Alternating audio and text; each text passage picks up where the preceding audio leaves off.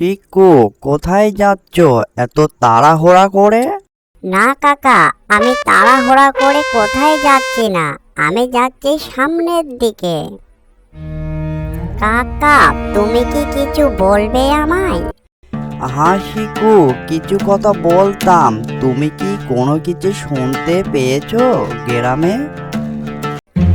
হ্যাঁ কাকা, আমি সেটাই শুনতে পেলাম। রহিম চাচার ছেলে বান্টি নাকি ভূত দেখে ভয় পেয়েছে আর সে অসুস্থ বোধ করছে। হ্যাঁ শিকু, আমাদের গ্রামের রহিমের ছেলে বান্টি আছে না, সে নাকি বলে ভূত দেখে সে অসুস্থ বোধ করছে।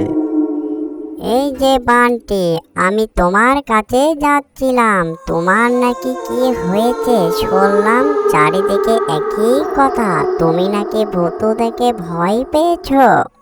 হ্যাঁ শিকো, আমি তোমার কাছে যাচ্ছিলাম। গত রাতে যা দেখলাম তারপর থেকে আমার শরীরটা অনেকটাই ভয় কাতর। তারপর থেকে আমার শরীরটা অনেকটাই অসুস্থ বোধ করছে।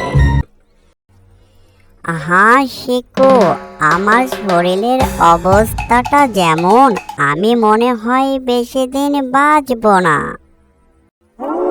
বান্টি, তোমার কি সমস্যা সব কিছু আমাকে খুলে বলো, না বললে আমরা বুঝবো কেমন করে? তা না হলে সবাই মনে করবে ভূত দেখে ভয় পেয়েছো। ভূত দেখার পর থেকে আমার শরীরটা তেমন ভালো নয়। Walk walk walk walk. Shikoh, আমি মনে হয় আর বেঁচে দিন বাঁচব না।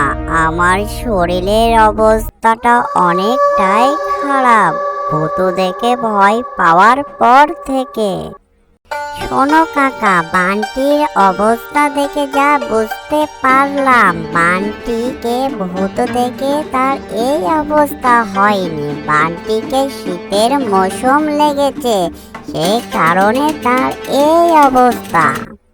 শোনো কাকা, এখন হচ্ছে শীতের মৌসুম, আমাদেরকে সাবধান অবলম্বন করে থাকতে হবে। শীতের মৌসুম যদি আমাদেরকে লাগে তাহলে বমি বমি ভাব হবে, আরো অনেক কিছু লক্ষণ দেখা দিতে পারে। তাই আমাদেরকে সাবধান অবলম্বন করে থাকতে হবে।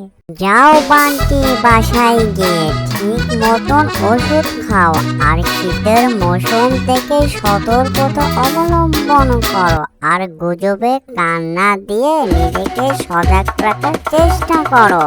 হ্যাঁ শিকু, তুমি সঠিক বলেছ, আমাদেরকে এখন সতর্কতা অবলম্বন করতে হবে, কারণ এখন শীতের মৌসুম, যে কোনো সমস্যা হতে পারে। তাই সবাইকে বলে বেড়ায়